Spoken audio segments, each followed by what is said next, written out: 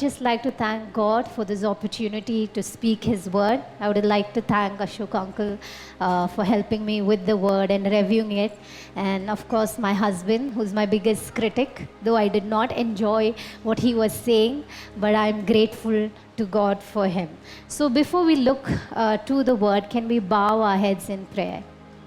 Lord, we want to thank you for your presence that is evident among us. And we pray, Lord, that your Holy Spirit would take over the entire session of the word, and that, Lord, you would minister to our hearts this morning, that, Lord, you would reveal your heart to each one of us through your word, Lord. And Lord, as I stand as an instrument in your hand, Lord, we pray that you would use me to bring glory and honor to your name and your name alone. In Jesus' name we ask. Amen. So I got my first gold ring when I was in my teens. And this gold ring was given as a gift by my father, and it was very, very precious to me. And though my parents told me that I think it's a little loose for you and you shouldn't be wearing it, but I was so, so determined, and I insisted, no, I will wear it. I will keep it safe because it meant a lot to me. Now, it didn't mean a lot to me because it was gold. That was not the thing, but it had a stone on it, and it was a very beautiful colored stone and a very rare stone. If you're thinking if it was diamond, no, it was just a normal regular stone, but it was beautiful. And so I didn't want to take it out. So one day when I was playing in the balcony, the ring just flung. And it just flung, and it went to a hole where it led to the drainage. Okay? So most of you would have thought, okay, gone, ring is gone. But it was so precious to me. I said, no, I will not give up. And I didn't mind going till the drainage. I went and I kept searching for it. And after a few hours, I finally found it. Now, when I think back of that incident, it makes me think, what value did I put on that one thing? And I'm sure that most of us have similar stories of that one thing that you value so much that you're willing to put all your strength and all your heart and all your energy into it. I'm sure there is one thing that makes you happy. So if I have to ask you this morning, what is that one thing that makes you happy? What would you say? Please do not give me super spiritual answers, but just what comes to your mind, right? That one thing. So if you would like to share, great. If you would not, that's fine. You can ponder on that one thing that makes you happy, that you put, so much of value in it, that it is constantly on your top priority list, right? So the media team has already put my message theme, the one thing. So this morning we will be looking at three people from the Bible and what this one thing looked like for them. So I would be just touching upon two characters, but the third character, basically sisters, we would be learning in depth.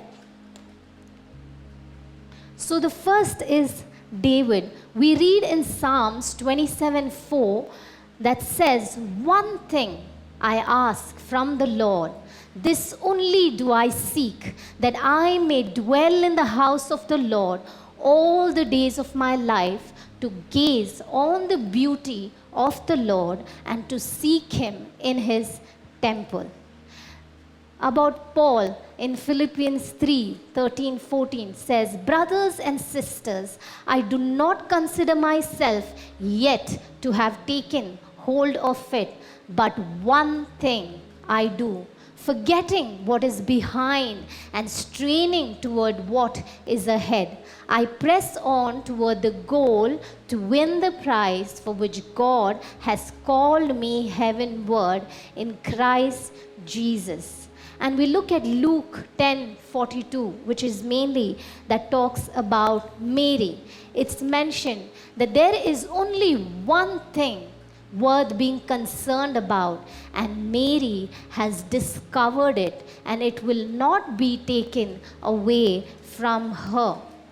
So, something that is common through all these characters or all these verses is that all of them wanted to have an intimacy with God, that all of them wanted to know God. So, when we see David, what was his one thing like? His one thing was that he wanted to dwell in the presence of God, that he wanted to know God, because he knew that if he knew God and if he was in God's presence, his entire life would be affected.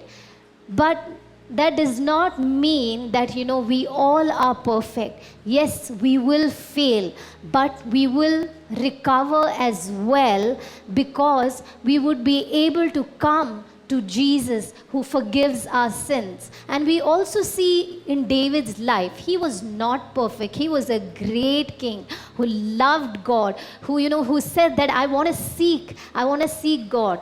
But we see that even he failed, but we see that he recovered because of this one thing, knowing God, his intimacy with God. And when we see Paul, we see that his one thing was to pursue God's purposes. That's what his one thing was. His top priority was to know God, to know what God's purposes is for him and his life. When we read Jeremiah 9:23-24, it says, "This is what the Lord says. Don't let the wise boast in their wisdom, or the powerful boast in their power, or the rich boast in their riches. But those who wish to boast should boast in this alone, that they truly know me and understand that I am the Lord who demonstrates unfailing love and who brings justice and righteousness to the earth, and that I delight in these things." So basically, what is this verse saying? This verse is saying, it's talking about what God's heart is like. His heart is that he wants us to know him more and more. And that's what it says, that they truly know me. And that's what God's heart is. And as I had mentioned in the beginning, we'll be dwelling on just one character or sisters. So can I request you to turn to the book of Luke, chapter 10, and I would read you the verses from 38 till 42. As Jesus and his disciples were on their way, he came to a village where a woman named Martha opened her home to him. And she had a sister called Mary, who sat at the Lord's feet listening to what he said. But Martha was distracted by all the preparations that had to be made. She came to him and asked, "Lord, don't you care that my sister has left me to do the work by myself? Tell her to help me." "Martha, Martha," the Lord answered, "you are worried and upset about many things, but few things are needed, or indeed only one. And Mary has chosen what is better, and it will not be taken away from her." So we all know that Mary, Martha, and Lazarus lived in a town called Bethany. And we see that they were very dear to Jesus. So how do I say that they were dear to Jesus? When we read the book of John, we see what happened to Lazarus, and we see how Jesus wept, right? And so we see this household who has received guests, probably like a 12 plus guests who were there. And we see two women here. So one was Martha, who was so distracted, she was so busy, she was so worried, and her mind was set on, I need to serve the guests. It has to be perfect. The food had to taste great. Probably the placemats had to be right. They had to be clean. The table had to be in such an angle. The chairs had to be arranged in this way. And it was like that she was overwhelmed with the fact that the physical needs had to be met. But when we see Mary, such a contrast. I don't know if you have seen that in your own homes. In my homes, yes, growing up, I have seen a contrast of Mary and Martha, right? So we see Mary, she was at rest. She was at peace. And there was something so calm about her, right? As you read the passage, you see that she was sitting at the feet of Jesus. And she was like all ears for what Jesus was saying. And she just listened to what he was saying. And it was more like as if Mary was more concerned about her spiritual needs rather than just her physical needs. And here we see how Jesus responded to Martha when she came to Jesus with a complaint about her sister.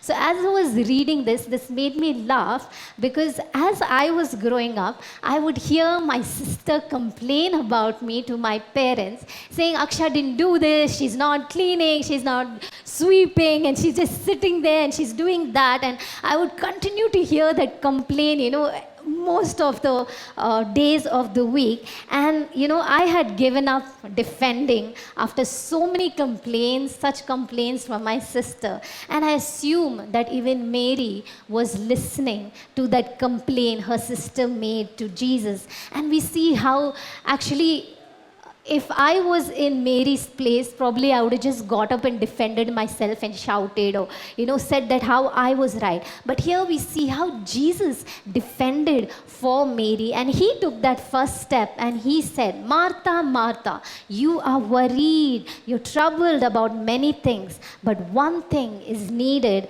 and Mary has chosen that good part which will not be taken away from her. So this one thing, that good part which God said will not be taken from her. So as I was meditating on this, what is that one thing that will not be taken away from her? I was reminded of Psalm 16:11, which says, you make known to me the path of life. And in your presence there is fullness of joy, and at your right hands are pleasures forevermore. And I was wondering whether if Mary, understood this, or was she remembering or meditating on this verse as she sat at the feet of Jesus. These are just my thoughts. Okay, so we see Mary of Bethany through the scriptures of having a posture to be at the feet of Jesus. So the first time we see that is when she is at her home, when Jesus visits them. The second time we see is when her brother dies, and we see when Jesus visits, she falls at the feet of Jesus. And the last we see is the same Mary who broke the alabaster jar to anoint Jesus before his death. So what does the story of Mary teach us or show us? It shows us that the devotion to God must be the basis of all our service to him, and that worship must support or strengthen our work for the Lord. Now, there are maybe many reasons as to why we don't keep knowing God as that one thing in our life. I have just mentioned two, which is probably there is a need to meet urgent demands. Probably there's an urgency to meet a deadline at work. There's an urgency to get things done at home, probably your neighborhood, environment, some family crisis. So there is an urgent need that needs to be met. And so that's why we don't keep knowing God as that one thing in our life. Or probably we are distracted by worries or cares, too much of burden you are shouldering, probably too many things things happening at the same time. So probably that's why we don't keep knowing God as that one thing in our life. So this morning, why should we make this our one thing, that is knowing God, our priority? Why is it important to sit at the feet of Jesus? So if I had to ask you this question, what would you say? Anyone?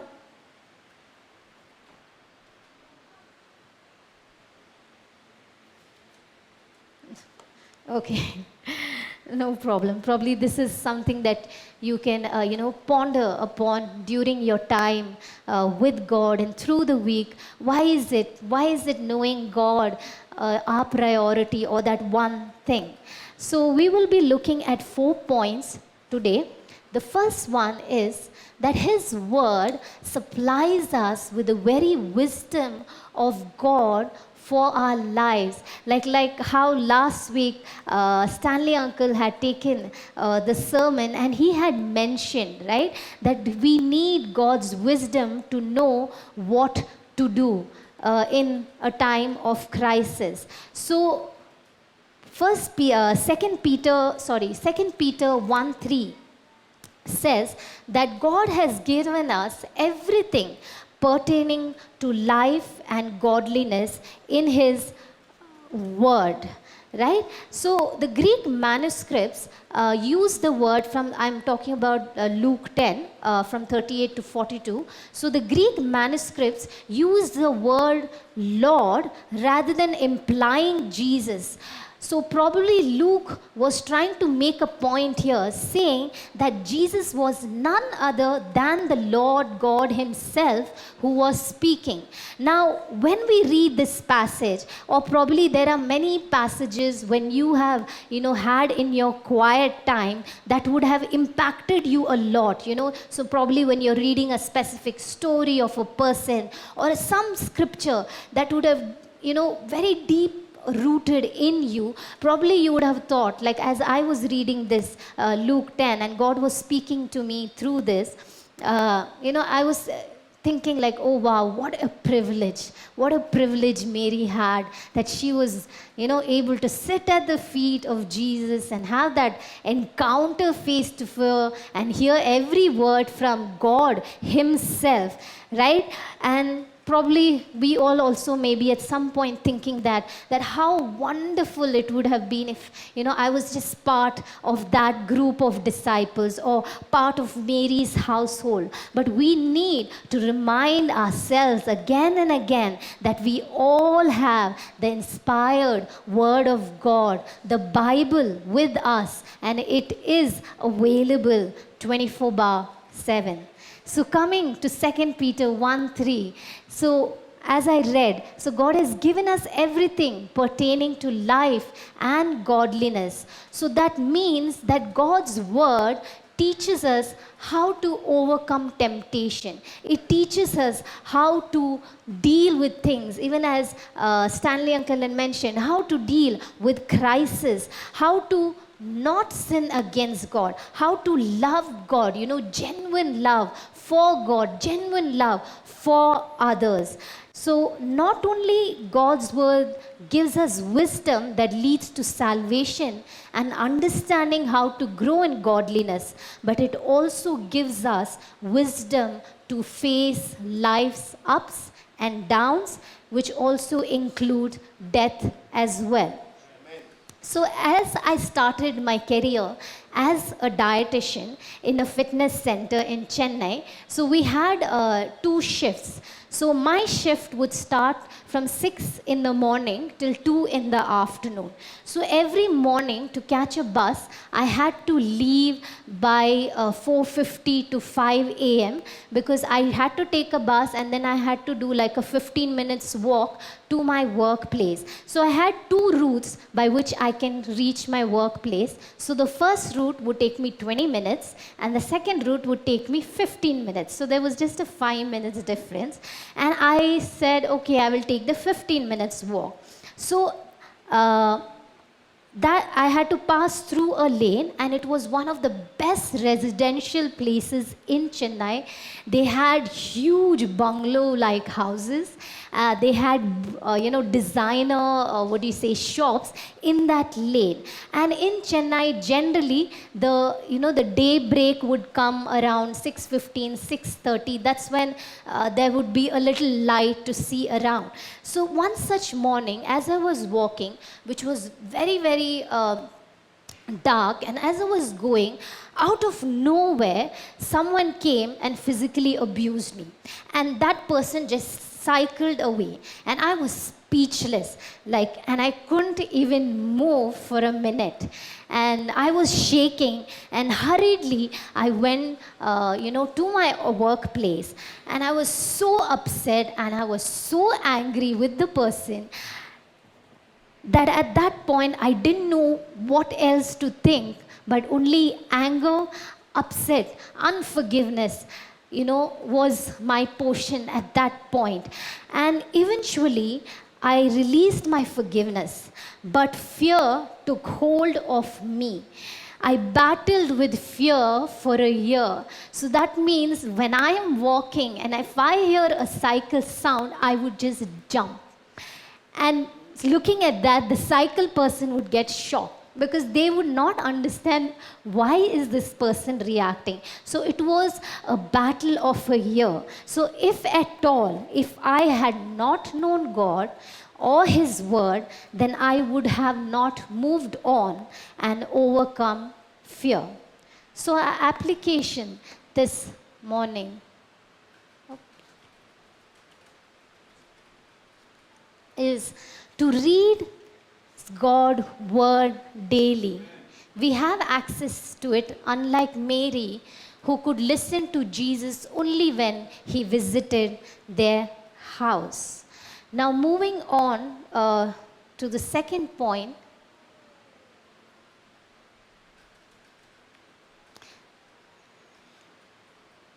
The word builds a relationship with the living God. So we see here how Mary sat at the feet of Jesus, and we see how she was listening to him, which actually shows that there was a fellowship of her spirit with the Lord's Spirit. We see how she was unaffected by her sister's complaint. She was unaffected by the environment that she was in. And there are times, when I have read God's word, and suddenly that word would just jump out of the pages. It would just come alive, and there would be this deep burning inside of you. And at that moment, all I can do is worship and cry out to the Lord.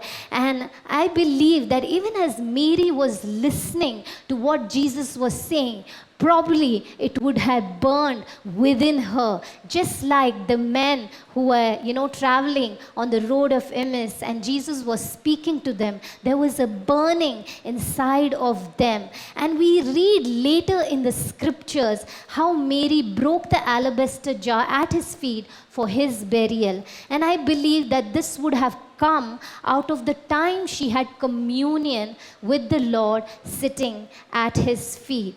Now, the point of spending time in the word or prayer is not so that we can say, okay, task done for the day, and add a tick mark to it. But rather, it should be to meet the Lord, to know him more, to commune with him like Mary did. And again, just to remind this morning, as Stanley Ankad shared, that God's word is living, that it cuts through the bones and marrow, it cuts through your will, your emotions, your desires, right? So I would just ask the media team to play a video. So this is a Bible quiz. I'm sure most of you would have seen it. So in the Bible quiz, they give you a scene, and you're supposed to tell the chapter, the verse, and recite it, right? Over to you, media team. This is great. This is an important question right here. Okay, you guys ready? One of you's going to get it. Here we go. All right, here's your last passage. Both riches and honor come, Madison. 1 Thessalonians 4, verses 13 through 18. Sorry, that is incorrect. For the rest of you, Bethany.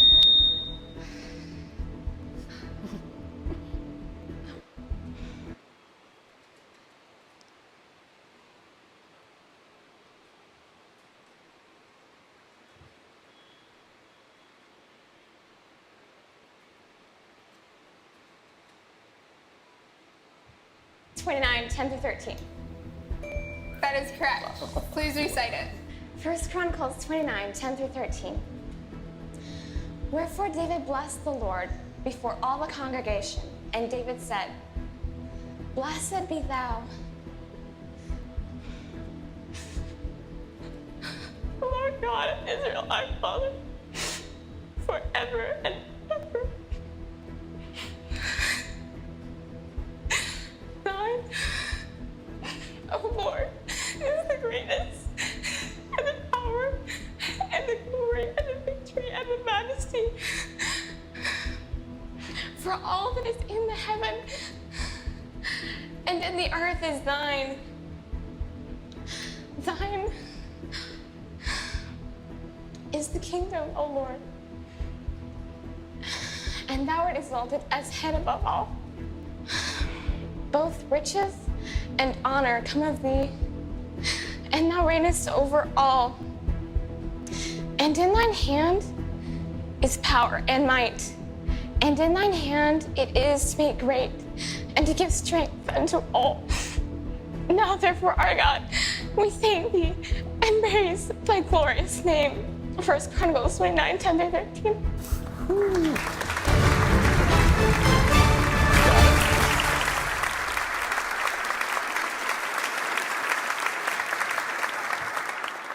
Bethany, bring us into your heart and mind. What was going on there? I just realized how powerful and in control God is, and how everything is just because of him, and he's so great and amazing. That, ladies and gentlemen, is the way the Word of God should impact us. Praise God. That's awesome. That's what this is all about. So, thank you, media team. So, just to reiterate, that the world builds a relationship with the living God. So when we spend time with the Word, with God, and this is what happens to each one of us. So the application. When was the last time you experienced God's Word burning inside of you? Moving on to the third point, the Word puts our perspective right when faced with life's pressure. I'm sure that most of us, especially the women probably, can relate to Martha. And at some point or another, we could feel what she felt and why she acted the way she acted. And she must have felt so much of pressure as to, okay, I need to cook for so many people. I had to clean. I had to ensure everything was perfect for their guests. And probably because of this pressure, she ended up being worried and distracted. And all I can say is that she would have reached that peak of pressure which made her go and finally complain to Jesus about Mary. But just for a moment, can you just pause this whole scene and just imagine if only Martha had taken time to sit at the feet of Jesus, then I'm sure all this pressure would have been directed or channeled with the right perspective. So there are days, many days, where I would go to bed, especially when guests were coming. It was a school day, and I would go to bed thinking, okay, what do I cook for the guests? Is the house clean enough? So do I have the ingredients to cook? And out of the bloom, if I discover in the morning that there's certain ingredient was not there to make what I have already prepared, I would try to go to the shop. And if unfortunately the shop was closed, and then I would, I would just panic. I would be just worried and anxious. And then I would think, okay, let's leave that. Let me make breakfast. And at that point, when, having breakfast, if Shri had to comment on the breakfast, my pressure would set off. Okay, my pressure would set off. And over the months, God has been teaching me and reminding me through His word, through the time I spend with God, sometimes through what Shri shares, that spending time with the Lord is, more important rather than being worried about all these things. And personally, when I have taken time, put everything aside and spent time with the Lord and prayed, I felt that, burden lift. And there has been a change in my perspective. There has not been a change in my circumstances, my situation. There has not been any change in the pressure that I was feeling. Yes, there was a pressure, but there was a change in perspective as to what I can do and what must I do. So, application. This morning, do you need a change in perspective under life's pressure? Can you take time daily to sit at the feet of Jesus? Now, the final point is the word is the good part which cannot be taken from us. And we see that Mary chose that good part. She chose that good portion. And we see, even after all, probably the guests have left. Even probably, no one would have remembered what they had for either lunch or dinner. But we see that Mary would still have God's word in her. As long as we are able to meditate on God's word, not only meditate, but apply God's word, it's going to remain in us. So as I was telling this to Shri, and he said, I don't think this is right.